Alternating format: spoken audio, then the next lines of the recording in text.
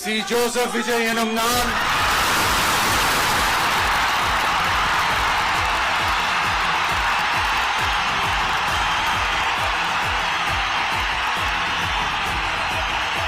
சட்டப்படி அமைக்கப்பெற்ற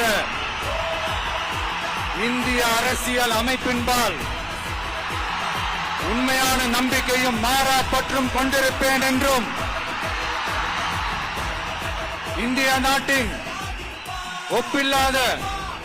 முழு முதல் ஆட்சியையும் ஒருமையையும் நிலை நிறுத்துவேன் என்றும் தமிழ்நாட்டு அரசின் முதலமைச்சராக உண்மையாகவும் உளச்சான்றின்படியும் என் கடமைகளை நிறைவேற்றுவேன் என்றும் அரசியல் அமைப்பிற்கும் சட்டத்திற்கும் இணங்க அச்சமும் ஒருதலை சார்பும் இன்றி விருப்பு வெறுப்பை விலக்கி பலதரப்பட்ட மக்கள் அனைவருக்கும் நேர்மையானதை செய்வேன் என்றும் ஆண்டவன் மீது ஆணையிட்டு உறுதிமொழிகிறேன்.